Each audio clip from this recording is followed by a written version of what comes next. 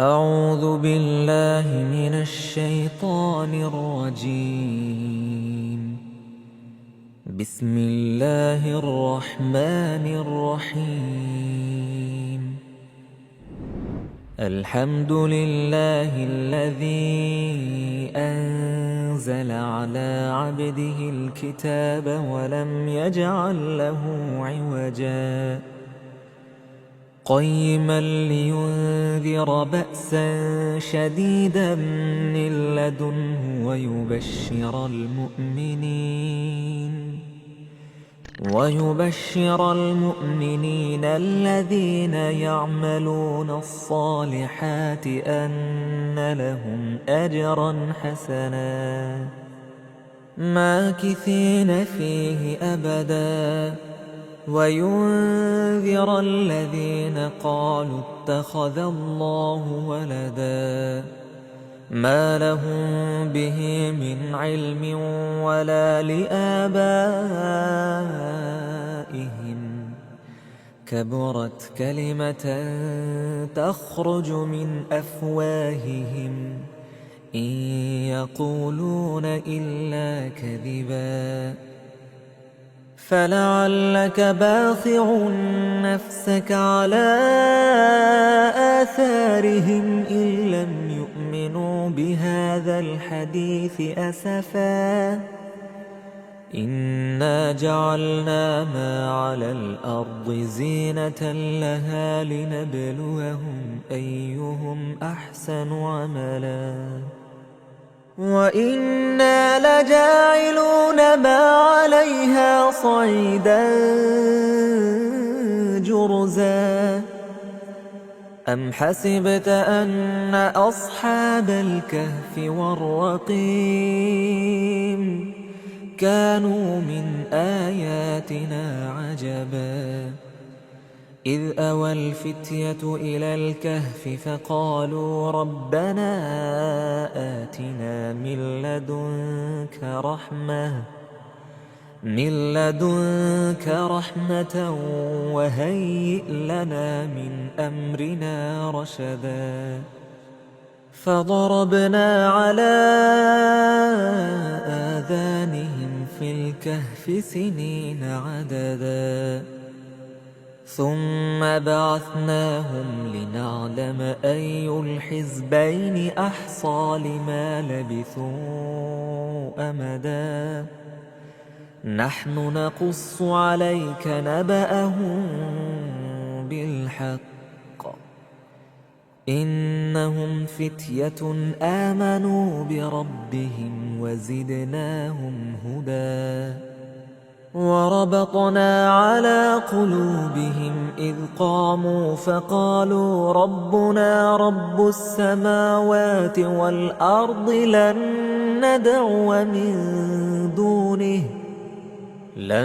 ندعو من دونه إلها لقد قلنا إذا شططا هؤلاء قومنا اتخذوا من دونه آلهة لولا يأتون عليهم بسلطان بين فمن أظلم ممن افترى على الله كذبا وإذ اعتزلتموهم وما يعبدون إلا الله فأووا إلى الكهف ينشر لكم ربكم من رحمته ويهيئ لكم من أمركم مرفقا وترى الشمس إذا طلعت تزاور عن كهفهم ذات اليمين وإذا غربت تقرضهم ذات الشمال وهم في فجوة منه ذلك من آيات الله من يهد الله فهو المهتد ومن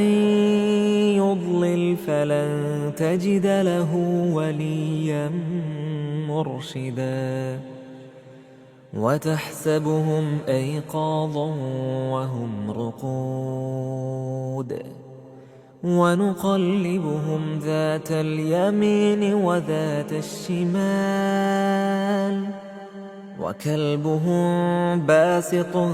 ذراعيه بالوصيد لو اطلعت عليهم لوليت منهم فرارا ولملئت منهم رعبا وكذلك بعثناهم ليتساءلوا بينهم قال قائل منهم كم لبثتم قالوا لبثنا يوما أو بعض يوم قالوا ربكم أعلم بما لبثتم فابعثوا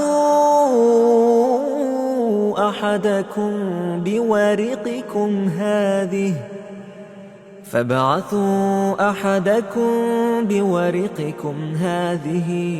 إلى المدينة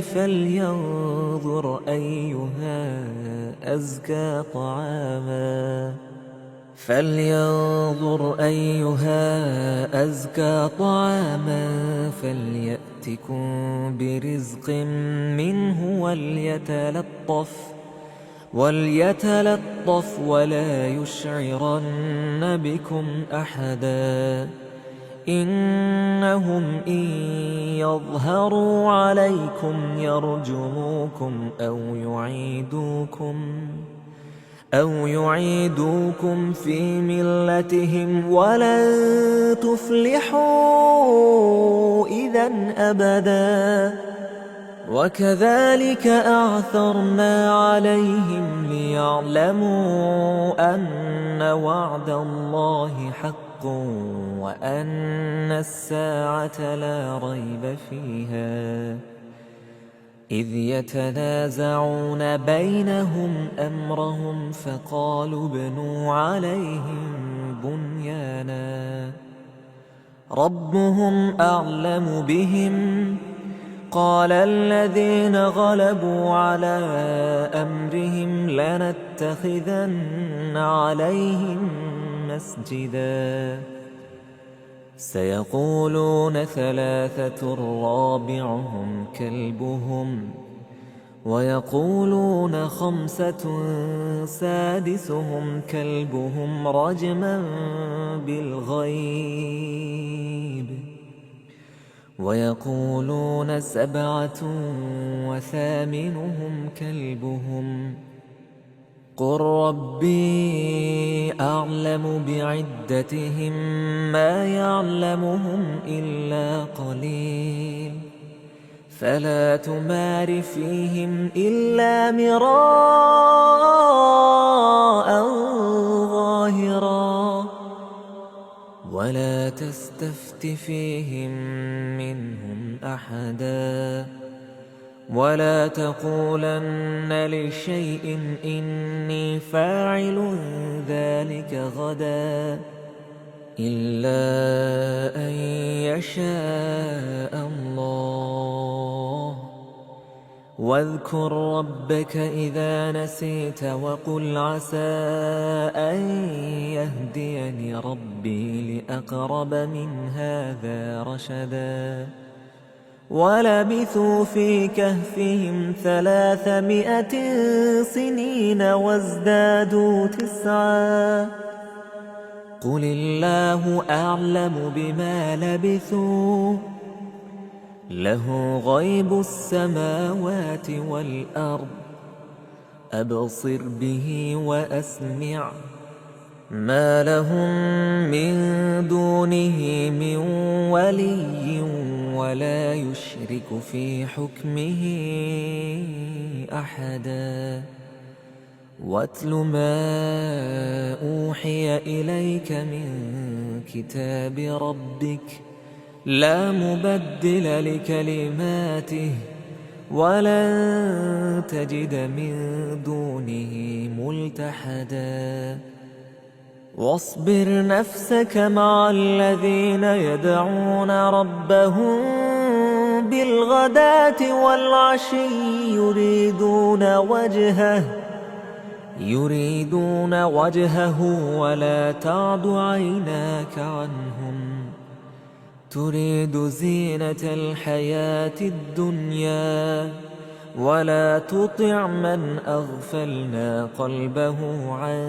ذكرنا واتبع هواه وكان أمره فرطا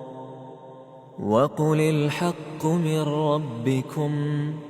فمن شاء فليؤمن ومن شاء فليكفر إنا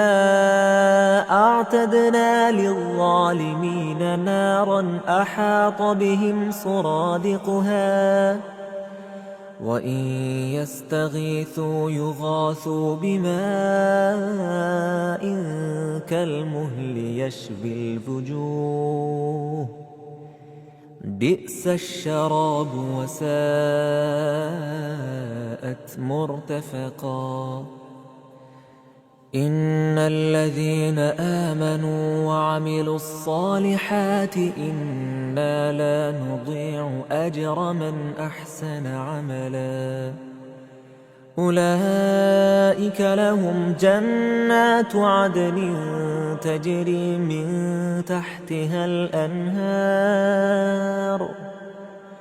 تحتها الأنهار يحلون فيها من أساور من ذهب ويلبسون ثيابا خضرا من سندس وإستبرق متكئين فيها على الأرائك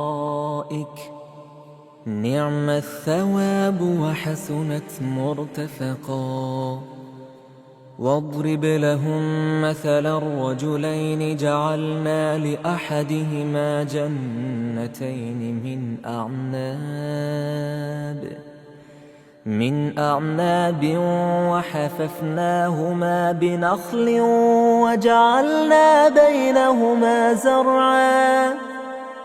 كلتا الجنتين آتت أكلها ولم تظلم منه شيئا وفجرنا خلالهما نهرا وكان له ثمر فقال لصاحبه وهو يحاوره أنا أكثر منك مالا وأعز نفرا ودخل جنته وهو ظالم لنفسه قال ما أظن أن تبيد هذه أبدا وما أظن الساعة قائمة ولئن رددت إلى ربي لأجدن خيرا منها منقلبا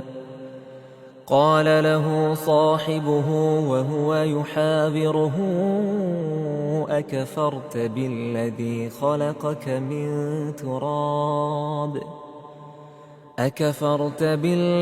خلقك من تراب ثم من نطفة ثم سواك رجلا لكن هو الله ربي ولا أشرك بربي أحدا ولولا إذ دخلت جنتك قلت ما شاء الله لا قوة إلا بالله إن ترني أنا أقل منك مالا وولدا فعسى ربي أن يؤتيني خيرا من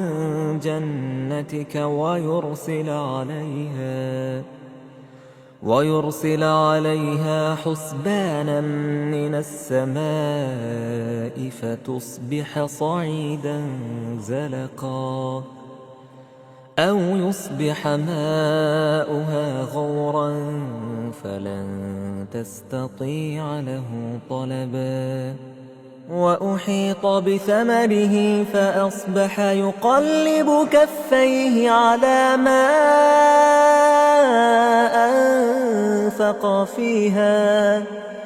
أنفق فيها وهي خاوية على عروشها ويقول يا ليتني لم أشرك بربي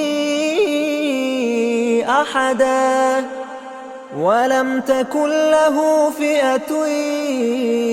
ينصرونه من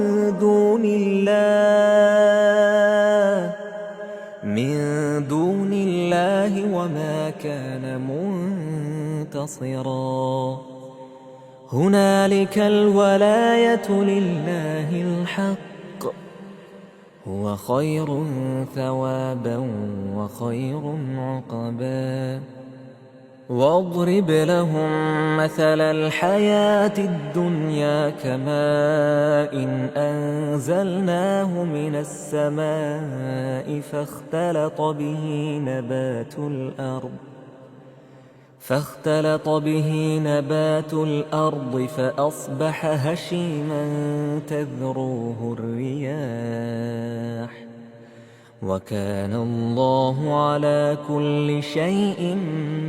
مقتدرا المال والبنون زينة الحياة الدنيا والباقيات الصالحات خير عند ربك ثوابا وخير أملا ويوم نسير الجبال وترى الأرض بارزة وحشرناهم فلم نغادر منهم أحدا وعرضوا على ربك صفا لقد جئتمونا كما خلقناكم أول مرة بل زعمتم أن لن نجعل لكم موعدا ووضع الكتاب فترى المجرمين مشفقين مما فيه ويقولون يا ويلتنا ما لهذا الكتاب لا يغادر صغيرة ولا كبيرة إلا أحصاها ووجدوا ما عملوا حاضرا ولا يظلم ربك أحدا وإذ قلنا للملائكة اسجدوا لآدم فسجدوا إلا إبليس كان من الجن ففسق عن أمر ربه أفتتخذونه وذريته أولياء من دوني وهم لكم عدو بئس للظالمين بدلا ما أشهدتهم خلق السماوات والأرض ولا خلق أنفسهم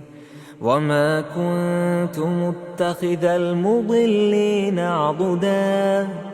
ويوم يقول نادوا شركائي الذين زعمتم فدعوهم فلم يستجيبوا لهم وجعلنا بينهم موبقا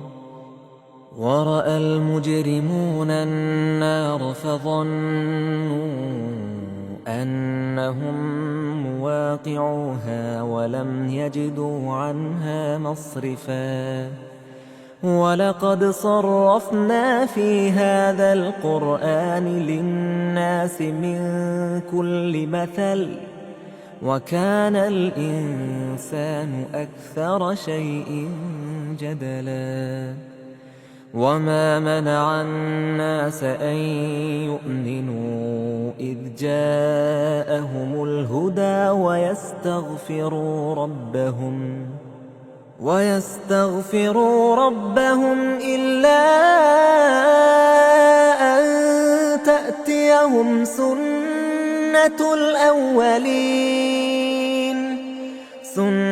الأولين أو يأتيهم العذاب قبلا وما نرسل المرسلين إلا مبشرين ومنذرين ويجادل الذين كفروا بالباطل ليدحضوا به الحق واتخذوا آياتي وما أنذروا هزوا ومن أظلم ممن ذكر بآيات ربه فأعرض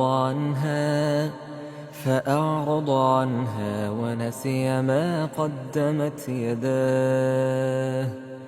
إنا جعلنا على قلوبهم أكنة أن يفقهوه وفي آذانهم وقرا وإن تدعوهم إلى الهدى فلن يهتدوا إذن أبدا وربك الغفور ذو الرحمة لو يؤاخذهم بما كسبوا لعجل لهم العذاب بل لهم موعد لن يجدوا من دونه موئلا وتلك القرى أهلكناهم لما ظلموا وجعلنا لمهلكهم موعدا وإذ قال موسى لفتاه لا أبرح حتى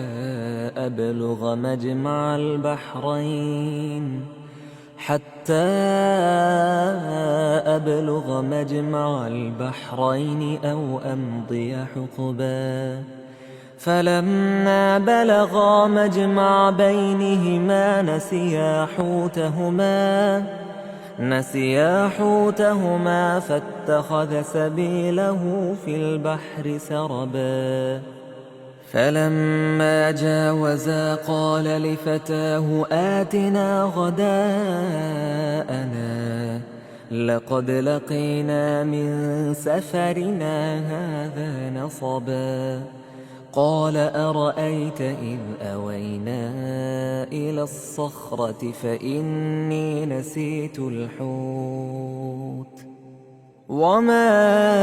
أنسانيه إلا الشيطان أن أذكره واتخذ سبيله في البحر عجبا قال ذلك ما كنا نبغ فارتدا على آثارهما قصصا فوجدا عبدا من عبادنا آتيناه رحمة من عندنا وعلمناه من لدنا علما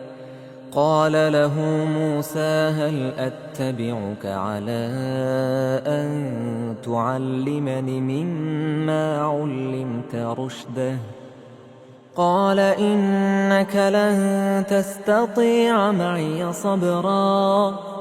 وكيف تصبر على ما لم تحط به خبرا قال ستجدني إن شاء الله صابرا ولا أعصي لك أمرا قال فإن اتبعتني فلا تسألني عن شيء حتى أحدث لك منه ذكرا فانطلقا حتى إذا ركبا في السفينة خرقها قال أخرقتها لتغرق أهلها لقد جئت شيئا إمرا قال ألم أقل إنك لن تستطيع معي صبرا قال لا تؤاخذني بما نسيت ولا ترهقني من أمري عسرا فانطلقا حتى إذا لقيا غلاما فقتله قال أقتلت نفسا زكية بغير نفس لقد جئت شيئا نكرا قال ألم أقل لك إنك لن تستطيع معي صبرا قال إن سألتك عن شيء بعدها فلا تصاحبني قد بلغت من لدني عذرا فانطلقا حتى إذا أتيا أهل قرية استطعما أهلها فأبوا أن يضيفوهما فوجدا فيها جدارا يريد أن ينقض فأقامه قال لو شئت لاتخذت عليه أجرا قال هذا فراق بيني وبينك سأنبئك بتأويل ما لم تستطع عليه صبرا أما السفينة فكانت لمساكين يعملون في البحر فأردت أن أعيبها وكان وراءهم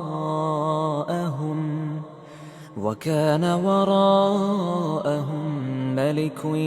يأخذ كل سفينة غصبا وأما الغلام فكان أبواه مؤمنين فخشينا أن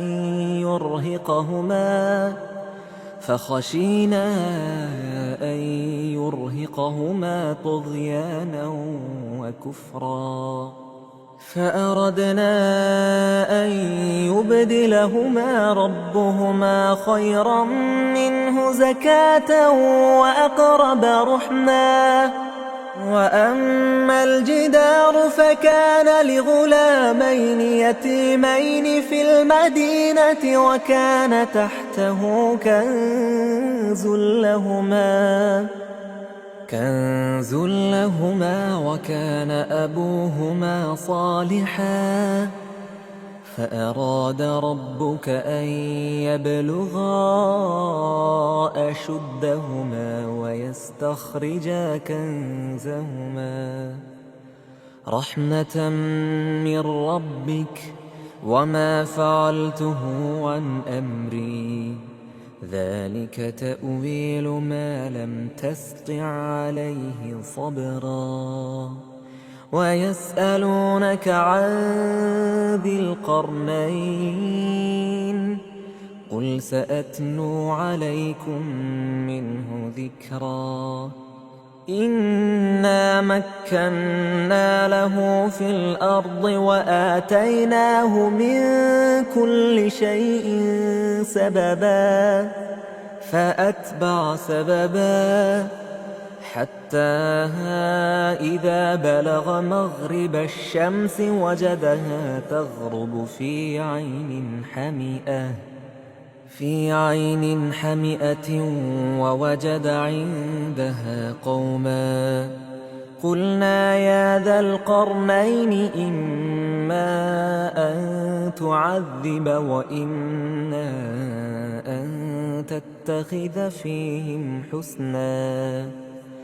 قال أما من ظلم فسوف نعذبه ثم يرد إلى ربه ثم يرد إلى ربه فيعذبه عذابا نكرا. وأما من آمن وعمل صالحا فله جزاء الحسنى وسنقول له من أمرنا يسرا. ثم أتبع سببا حتى إذا بلغ مطلع الشمس وجدها تطلع على قوم لم نجعل لهم من دونها سترا. كذلك وقد أحطنا بما لديه خبرا. ثم أتبع سببا حتى إذا بلغ بين السدين وجد من دونهما قوما لا يكادون يفقهون قولا. قالوا يا ذا القرنين إن يأجوج ومأجوج مفسدون في الأرض فهل نجعل لك خرجا على أن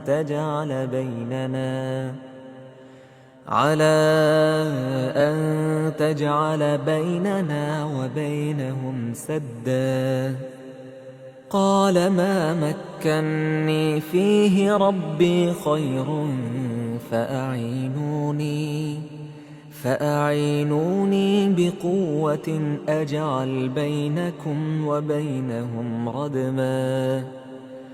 آتوني زبر الحديد حتى إذا ساوى بين الصدفين قال انفخوا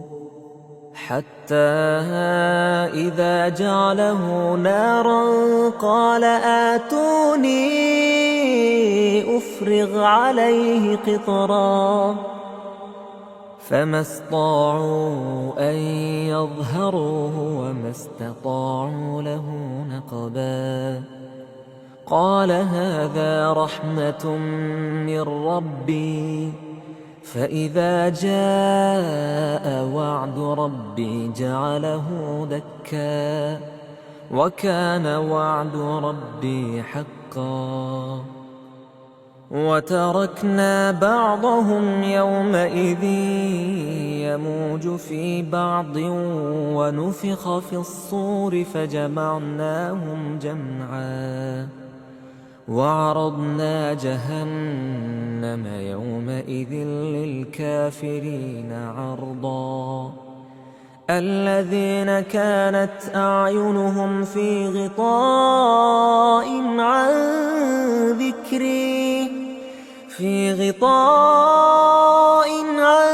ذكري وكانوا لا يستطيعون سمعا. أفحسب الذين كفروا أن يتخذوا عبادي من دوني أولياء إنا أعتدنا جهنم للكافرين نزلا. قل هل ننبئكم بالأخسرين أعمالا الذين ضل سعيهم في الحياة الدنيا وهم يحسبون أنهم يحسنون صنعا. أولئك الذين كفروا بآيات ربهم ولقائه فحبطت أعمالهم فلا نقيم لهم يوم القيامة وزنا. ذلك جزاؤهم جهنم بما كفروا واتخذوا آياتي ورسلي هزوا. إن الذين آمنوا وعملوا الصالحات كانت لهم جنات الفردوس نزلا خالدين فيها لا يبغون عنها حولا قل لو كان البحر مدادا لكلمات ربي لنفد البحر قبل أن تنفد كلمات ربي ولو جئنا بمثله مددا قل إنما أنا بشر مثلكم يوحى إلي أنما إلهكم إله واحد فمن كان يرجو لقاء ربه فليعمل عملا صالحا ولا يشرك بعبادة ربه أحدا.